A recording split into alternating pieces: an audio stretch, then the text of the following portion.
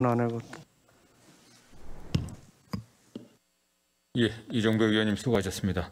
다음 경기 하남시 출신의 최정일 의원님 질의하시겠습니다. 최 의원님 질의 마친 다음에 휴식을 위해서 잠시 정리하도록 하겠습니다. 질의하시죠. 네. 네, 경기도 하남시 출신의 더불어민주당 최종윤입니다. 고용노동부 장관님께 질의드리도록 하겠습니다. 네. 장관님, 지금 지난달 말까지 지금 실업률이 어느 정도죠? 지금 실업률은 4%대입니다. 1월에 우리 코로나19 확진자 이후에 실업률 추이가 대체적으로 어떻게 되고 있습니까, 지금? 실업률은 증가하지 않고 도리어 약간 감소하는 그런 추세를 보이고 있습니다. 그 중에서 코로나19로 인해서 이제 뭐 구조적이고 또 이런 요인적 이유로 인해서 실직이 발생되고 있는데 그런 추이도 좀 통계로 잡아본 게 있나요? 그런 형태로는 그 사유에까지는 그렇게 분석이 되지 않습니다. 그리고 우리가 코로나 확진 이후에 1월부터 지금까지 많은 예산과 재정 투입이 있었는데요. 거기에 그 창출된 일자리가 대체적으로 몇 개 정도 되는 겁니까?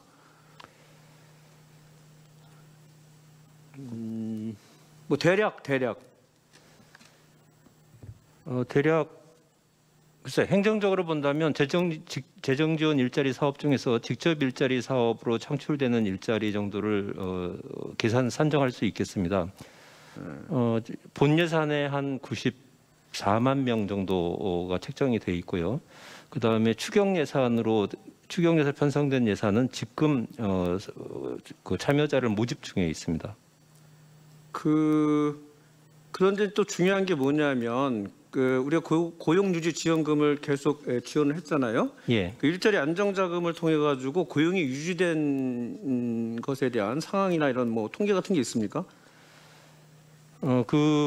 고용 유지의 경우에도 일자리 안정자금을 수혜받은 근로자 수로 행정적으로는 파악을 하고 있습니다. 대체적으로 몇 개 정도 뭐 몇 개 정도라고 좀 생각하세요?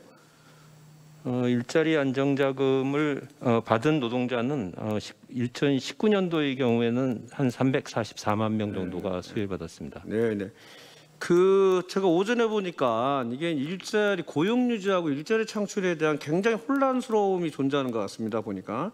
예. 또 코로나19에 굉장히 중요한 게 일자리를 창출하는 것도 중요하지만 제가 보기엔 더 중요한 문제가 고용을 유지하는 문제입니다. 예, 그렇습니다. 지금 이 고용 유지에 관련해서 대체적으로 2조 9천억 정도가 투입되는 걸로 알고 있는데요. 예. 그래서 일자리 안정자금을 효율적으로 잘 집행하고 그리고 이거 잘 관리하는 게 굉장히 중요하다고 생각합니다. 어떻게 생각하세요?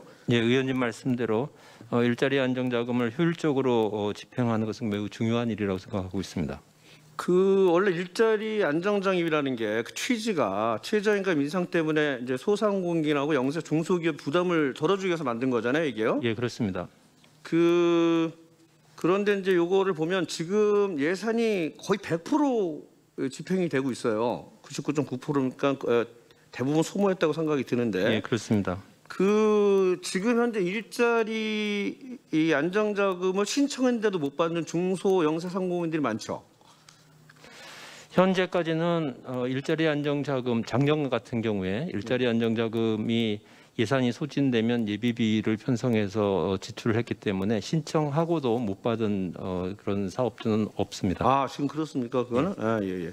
그리고 이제 최저임금 인상률에 따라서 이게 조정해서 지원하잖아요. 예. 그래서 올해는 워낙 뭐 2.69%니까 최저임금 인상률이 조정해서 했다고 생각하는데 올해 예산 책정한 거는 적당하게 책정하셨다고 보는 건가요? 금년의 경우에는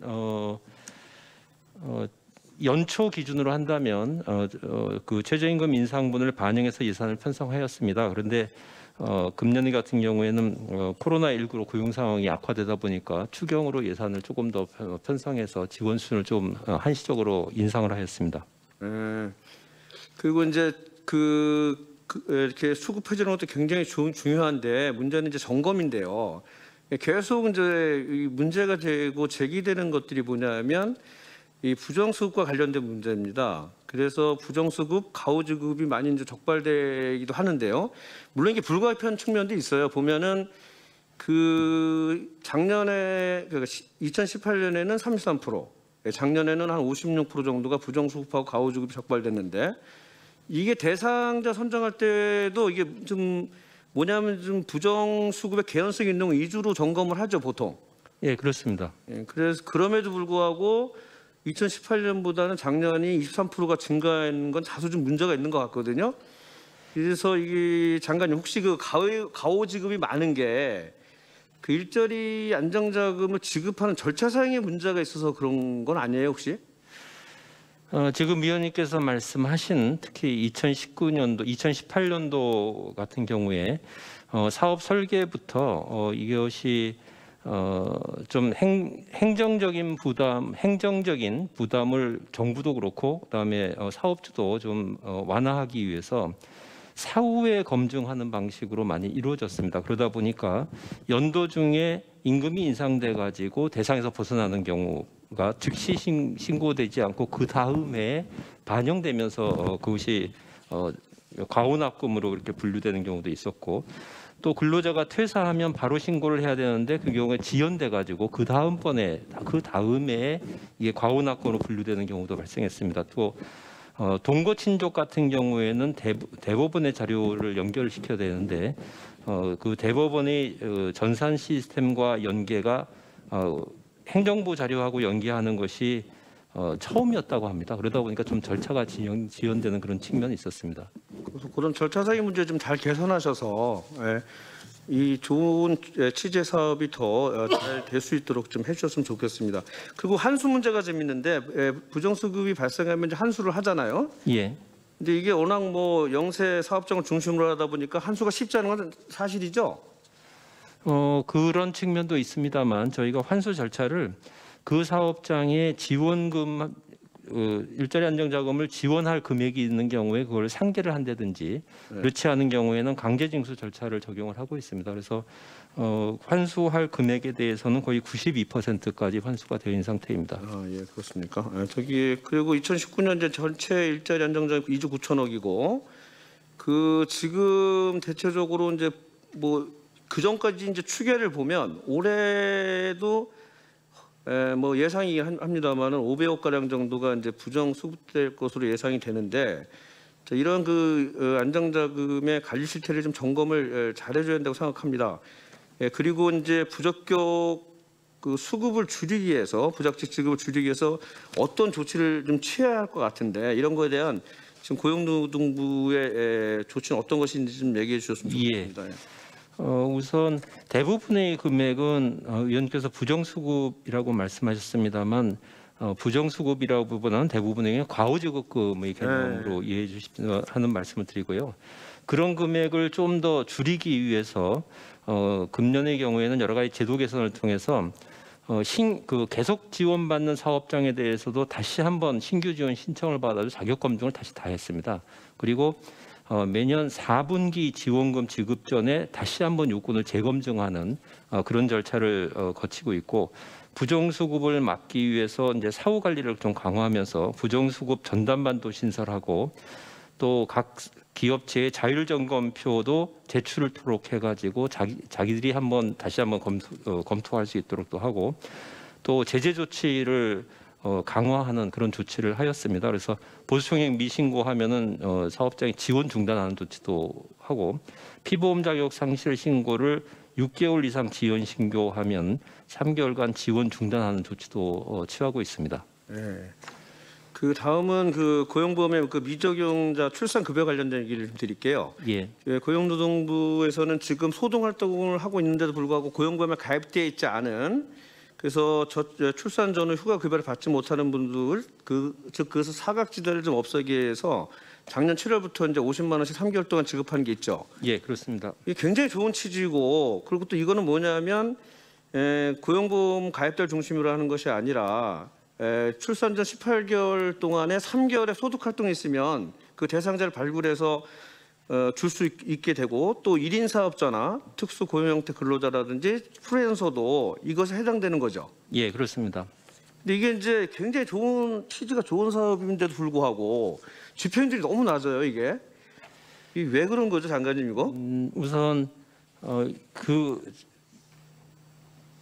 2019년이 신규 사업이었습니다. 신규 사업이다 보니까 제도의 인지도를 확산시키는데 약간 이제 한계가 있었다는 말씀을 드리고, 기본적으로 저희가 예산 추계를 할 때 예산 추계를 과대치게 한 그런 측면이 있습니다. 그래서 그 부분에 대해서는 저희가 내년도 예산 편성을 하면서는 예산을 현실에 맞춰서 다시 추계해서 예산 편성을 했다는 말씀을 드립니다.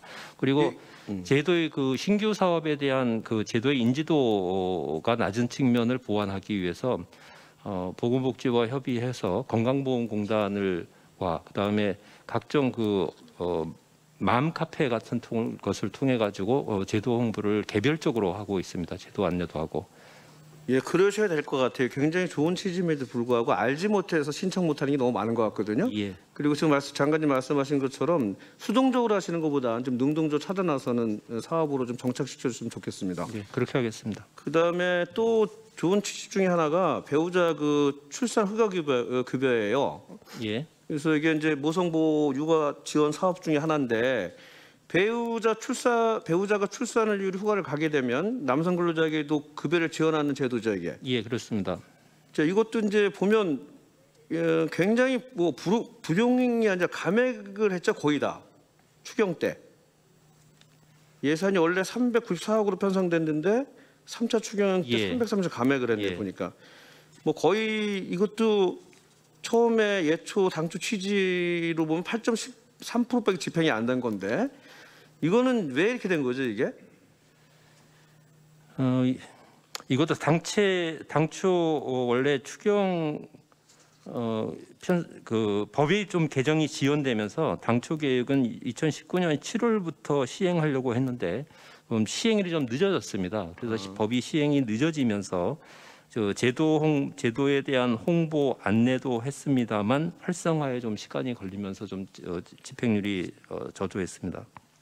이게 좋은 취지의 사업들이 꽤 있음에도 불구하고 홍보 부족이라든지 아니면 적극적인 발굴 아니면 대상자를 찾아가는 능동성 이런 게 부족해서 좀 나타나는 문제가 있는데 좀 잘 그 문제 파악을 하셔서 이것들이 잘 좋은 취지가 잘 국민들에게 혜택이 갈 수 있게끔 해주시면 고맙겠습니다. 예, 그렇게 하겠습니다. 다음은 산자부 장관님께 좀 질의드리도록 하겠습니다. 하여튼 우리 산자부 장관님께서 작년에 한 해 동안 큰 이슈가 됐던 소재 부품 장비 산업의 국산을 위해서 주무 장관으로서 많이 애쓰셔서 진짜 감사드리고요. 고생하셨다는 말씀을 드리겠습니다. 이 작년 7월에 그 일본 수출 규제 조치 이후에 우리가 그 추경을 한 1,780억 정도 하고 예비비 250억 정도를 그 수출규제 품목을 중심으로 공급 안정화라든지 소재 부품의 산업 경쟁력 강화라든지 지원체계 재편을 추진하려고 한 적이 있죠. 네, 그렇습니다. 네, 그래서 지금 추경에 핵심했던 그 일본이 수출 규제를 한 게 반도체 디스플레이 3대 핵심 소재죠. 네, 그렇습니다. 네, 고순도 불화소수, 극차해선 레지스트하고 브라폴리미드인데 지금 뭐 산자부에서도 발표를 했지만 국산화나 수입담이나 대체 사용 등으로 일본 오전이 많이 탈피된 건 사실이죠. 네, 많은 성과가 있었습니다. 그런데 이게 요거를 좀 어떻게 된 개별 기업이라든지 산자부에서 이 3대 소재 수입과 관련된 통계를 요청했더니 이제 기업들이 원하지 않는다 그래서 공개하지 않고 있죠, 지금. 네, 그렇습니다. 그래서 이게 대체적으로 뭐 수치는 못 밝히더라도 대체적인 지금 어느 정도인지는 좀 얘기를 해주셨으면 좋겠는데 지금 예를 들자면 3대 품목이 일반 수입이 전혀 되지 않더라도 지금 흔들림 없이 공급망이 유지될 수 있는 겁니까? 네, 저희들이 간단하게 좀 이건 언론 보도도 되어 있기도 하고요. 또 그런 내용들을 좀 종합해서 말씀을 드리면 현재 그 불사 넥 같은 경우에는 금년부터 우리 국내 생산이 기존의 2배 이상으로 현재 확대된 상황이고요. 또한 불화 수소가스의 경우에는 또 최근 우리 국내에서 또 최초 양산에 성공했기 때문에 사실상 불화 수소는 어떻게 보면 비상시에도 우리 국내가 자립할 수 있는 그런 정도의 양도 현재 생산이 되고 있습니다. 관련해서 또 그 브라폴리 이미드 같은 경우에는 국내에 이미 대량 생산 체제는 마련되어 있고요. 또 관련된 수요 기업이 또 이런 브라폴리 이미드를 사용하지 않고 또 다른 새로운 방법으로 그 다른 소재를 사용하는 방법으로 아예 대체하는 그런 식의 그 방법도 그 사용을 현재 하고 있습니다. 관련해서 또 EUV 포토레지스트 같은 경우에는 그 복수의 외국 기업이 국내 수요 제품과 뭐 실증 테스트를 한다라든지 이런 식의 세계 품목에 대해서 이런 구체적인 그런 성과도 있어 왔고요. 또 저희들이 중점적으로 우리가 그 공급 안정성에 주력을 하고 있는 주요 그 100대 품목의 경우에 본다면 저희들이 그 재고 수준을 일단 우리가 그 당시에 비해서 지난해 6월, 7월에 비해서는 재고 수준 한 두세 배 정도 이상 확대한 수준이고 그 핵심 전략 품목 100대 100개 정도 한 것도 마찬가지예요? 네, 그렇습니다. 지금 제가 말씀드린 재고량 같은 경우에는 이제 뭐 재고량이나 이런 것도 두세 배 정도 확대해서 우리 기업들이 현재 그 보유를 하고 있고 또 관련해서 국내 그 신증설 투자가 그 한 수십 건이 현재 그 이루어지고 진행되고 있고 또 완료된 것도 10여 건 이상이 되고 있습니다. 또 관련해서 핵심 기술도 외국과 M&A를 통해서 우리가 하고 있는 것도 10여 건 이상 자체가 좀 행해지고 있어서 우리가 다양하게 우리 관련된 핵심 기술들을 국내에서 확보하는 방법, 또 해외로부터 오는 방법, 또 생산에 이어지는 방법들 여러 가지의 이러한 공급성 안정화를 이루기 위한 조치들이 곳곳에서 현재 이루어지고 있습니다. 예. 하여튼 그런 성과를 바탕으로 지난달에 그 소재품 장비 2.0 전략 발표를 하셨는데 이거는 제가 보기에는 이제 기존에 우리나라에서 갖고 있던 소재품 장비 이 산업에 대한 패러다임을 좀 바꾼 거라고 생각이 되는데요. 특정 사람이나 특정 국가를 대상으로 하는 긴급 대응 대책이 아니라 이제 장기적인 관점에서 그 미래 밸류체인 선점이라고 하는 목표를 가지고 하시는 것 같거든요. 네, 그렇습니다. 그런데 이제 여기에서 좀 문제가 되는 게 뭐냐면 비공개 문제하고 그다음에 이제 이후에 나타난 생태계 문제인데 이것에 잠깐만 말씀 좀 해주세요.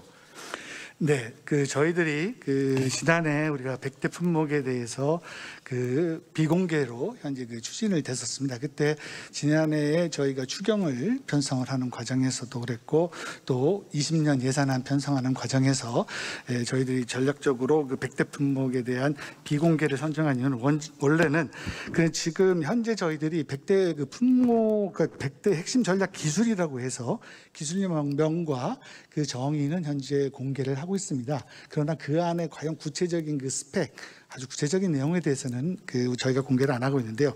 첫째 이유가 말씀 주신 것처럼 기업들이 자기네에 대한 현재 전략과 현재 상태 또 거래선과의 관계로 인해서 비공개를 원하고 있고 또 저희들도 산업 전략적 측면에서 어느 정도 지금 단기간에 급하게 해야 되는 부분과 이런 전략들이 지금 선상에서 조금 비공개로 하는 것이 전략적으로 옳다라고 생각해서 지금 현재의 템포러리로 하고 있고요. 지난해에 저희가 추경과 또 올해 예산을 편성하는 과정에서 의원님들께서 심사하시는 과정에서 필요한 자료들은 열람이라든지 또 이렇게 설명이라든지 구체적인 내용을 통해서 의원들이 심사하시는 데는 불편함이 없도록 저희들이 최선을 다했었습니다. 불가피한 측면을 충분히 이제 이해를 하는데 장관님 이게 뭐냐면 나중에 가면 잘못하다가 공정성 시비가 나타나게 돼 있어요. 이게 수요 기업이나 특정 기업의 지원 집중되다 보면 기본적으로 공정성 시비가 제기되긴 한 데다가 또 뭐냐면 신규 진입을 하려고 하는 기업이라든지 타기업에 있어서 그 확장성들을 담보해줄 수가 없거든요. 이런 문제가 있기 때문에 어느 정도 선에서 공개를 할지 그리고 어느 정도는 뭐 국회라든지 심의기관 예산편성기관에 제공을 해서 그 기본적인 정부의 동력들을 좀 제공해 주셔야 될 것 같아요. 네, 의원님이 말씀해 주신 그런 지적에 대해서도 저희들이 충분히 인지를 하고 있고요. 관련돼서 어떠한 저희들이 관련 개선 방안이라든지 보완 방안을 생각을 하고 있습니다. 현재 사실 품목가 비공개가 됩니다만서도 저희들이 기술개발 지원사업 추진 시에 저희들의 기업의 사전 설명회를 모아서 오프라인으로 모아서 설명할 때는 구체적으로 다 설명을 하고 있고요. 그리고 저희들이 하고 있는 이 품목들이 기본적으로 그렇게 스페시픽해서 그 세계에서는 기본적으로 알고 있는 내용들입니다. 그러나 이제 의원님께서 말씀하신 것처럼 거기에 현재 있지는 않다 하더라도 새롭게 진입하려든지 뭐 이런 분들도 사실은 관심을 가질 수가 있는 내용이라서 기존에 현재 있고 한 급한 차원에서 지난해와 올해 저희들이 이런 방법을 택하고 그 관련돼서 오프라인에서 설명하는 이런 방법도 했습니다만은 좀 더 공개적이고 또 이렇게 보완할 수 있는 방법이 무엇인지는 저희들이 또 업계와 또 함께 의논해 가면서 찾아보도록 하겠습니다. 네, 전략적으로 굉장히 잘하고 있다고 생각합니다. 그래서 그 전략적으로 잘하고 있는 과정에서 공정성 시비를 비롯한 이상한 걸로 인해서 이거 주춤되는 일이 없도록 해주셨으면 좋겠습니다. 그거는. 예, 꼭 명심하겠습니다. 네, 다음 한경호 장관님께 잠깐 질문 드리겠습니다. 네. 그 장관님 지금 그 미세먼지 걱정 없는 쾌적한 대기한선 조성 사업 중에서 어린이 통학 차량 LPG 전환하는 거 아시죠? 예. 근데 이게 지금 불용 지자체 주면 불용액도 많고 그리고 지금 이게 지금 생각보다는 많이 이제 전환되지 않고 있는데 그 이유가 뭐라고 생각하십니까? 예, 그 지자체로 교부된 예산의 그 실집행률이 현재 좀 낮게 나타나고 있습니다. 그 주된 이유는 그 LPG 그 차 제작사가 작년에 그 생산을 중단을 했습니다. 특히 그 핵심 부품인 트랜스미션 단종에 의해서 그 공급이 이제 되지 않으면서 보급이 잘 안 됐습니다. 아니 그 스타렉스로 전환하고 그래서 보통 다 스타렉스로 거의 100% 하지 않나요? 아니 트랜스미션 그 핵심 부품 자체가 부품 자체. 단종이 됐었어요. 아, 그래요? 예. 그리고 이게 그 문제 중에 하나는 유인 동기가 좀 약해요. 지원하는 비율이 좀 낮아서 그런데 예. 이걸 좀 높일 좀 모양이 없으신가요? 올 8월부터 저희들이 그 폐차 보조금을 함께 줍니다. 그 최대 그 300만 원까지 주기 때문에 폐차하면 지원을 해주시는 거예요? 그러니까 그 차를 그 폐차도 하고 동시에 이제 LP차를 바꾸면 폐차 보조금을 그동안 안 줬습니다만 이제 주기로 되어 있습니다. 그래서 최대 300만 원까지. 네. 그래서 훨씬 더 전환이라든가 폐차의 유인이 더 커졌습니다. 그러면 대충 지원율이 어느 정도 되는 거예요? 그 구입하는 차량 비용에 비하면? 지금 조기 폐차 보조금은 최대 한 300만 원이고요. 그리고 LPG로 전환에 따른 것은 현재 지금 자부담이 죄송합니다. 그 구매 보조금이 500만 원에서 500만 원입니다. 예, 500만 원. 예. 그래서 장관님 보면 장기적으로는 이제 LP차로 전환. 우리 정부의 지원 사원이 지금 전기 수급차로 전환하는 거잖아요. 지금 아동 소학 차량도 정부의 정책 방침에 맞게끔 정차 수급차로 전환하는 문제에 대해서 장기적인 과제를 가지고 사람과 이런 무사부차로 협의해서 진행하면 어떨까 싶은데 그것 잠깐 말씀해주세요.